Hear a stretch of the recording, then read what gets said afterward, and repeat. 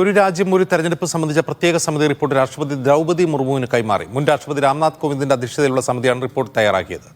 PR Aravind വിവരങ്ങൾ നൽകും. അരവിന്ദ്, ഇനി എന്ത് നടപടികളാണ് ഉണ്ടാവുക?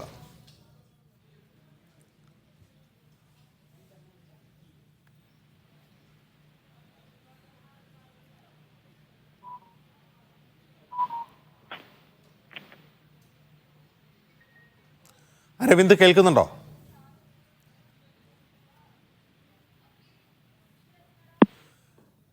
ഒരു രാജ്യം ഒരു തെരഞ്ഞെടുപ്പ് സംബന്ധിച്ച പ്രത്യേക സമിതി റിപ്പോർട്ട് രാഷ്ട്രപതിക്ക് കൈമാറി.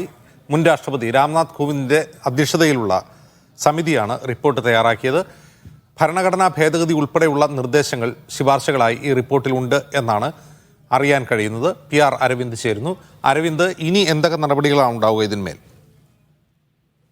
അജിംസ്, ഇപ്പോൾ 18 പേജുകളിൽ 8 വാല്യങ്ങളായി തയ്യാറാക്കിയ റിപ്പോർട്ടാണ് മുൻ രാഷ്ട്രപതി രാംനാഥ് കോവിന്ദ് അധ്യക്ഷനായ സമിതി ഇപ്പോൾ രാഷ്ട്രപതി ദ്രൗപദി മുർമുവിന് കൈമാറിയിരിക്കുന്നത്. 2029 നിയമസഭാ ലോക്സഭാ തെരഞ്ഞെടുപ്പുകൾ ഒറ്റത്തവണയെ നടത്താക്കാൻ സമിതി ശുപാർശ ചെയ്തിട്ടുള്ളതായിട്ടാണ് സൂചന. അതുകൊണ്ട് തന്നെ കേരളം ഉൾപ്പെടെയുള്ള ചില നിയമസഭകളുടെ കാലാവധി ഒറ്റത്തവണയെ വെട്ടിച്ചുരുക്കേണ്ട ഒരു സാഹചര്യമുണ്ട്. അതുകൊണ്ട് ഇതിൽ മാറ്റം കൊണ്ടുവരേണ്ട മാറ്റങ്ങളെ സംബന്ധിച്ചും റിപ്പോർട്ടിൽ വിശദീകരിച്ചിട്ടുണ്ടെന്നാണ് സൂചന. ഇത് നടപ്പാക്കുന്നതുമായി ബന്ധപ്പെട്ട ഭരണഘടനയിലും അതുപോലെ തന്നെ വിവിധ നിയമങ്ങളിലും മാറ്റം വരുത്തേണ്ട ഒരു സാഹചര്യമുണ്ട്. അതുൾപ്പെടെയുള്ള ഈ റിപ്പോർട്ട് പരിശോധിച്ച ശേഷമായിരിക്കും ബാക്കി തീരുമാനങ്ങൾ ഉണ്ടാവുക. 2029 ഈ തെരഞ്ഞെടുപ്പ് ഒരുമിച്ച് ലോക്സഭാ നിയമസഭാ തെരഞ്ഞെടുപ്പുകൾ ഒറ്റത്തവണയെ നടപ്പാക്കുവാനാണ് ഇപ്പോൾ കേന്ദ്ര സർക്കാർ ലക്ഷ്യം വയ്ക്കുന്നത്. നമുക്കറിയാം, മുൻ രാഷ്ട്രപതി രാംനാഥ് കോവിന്ദ് അധ്യക്ഷനായ സമിതിയിൽ കേന്ദ്രമന്ത്രി അമിത്ഷായും അതുപോലെ തന്നെ മുൻ കോൺഗ്രസ് നേതാവായ ഗുലാം നബി ആസാദ് അടക്കമുള്ളവർ അംഗങ്ങളായിരുന്നു. എന്തായാലും കഴിഞ്ഞ സെപ്റ്റംബർ മുതൽ ഈ വിവിധ സംസ്ഥാനങ്ങളിൽ ഈ സമിതി ചർച്ചകൾ നടത്തിയിരുന്നു. നിരവധി നിർണായക യോഗങ്ങൾ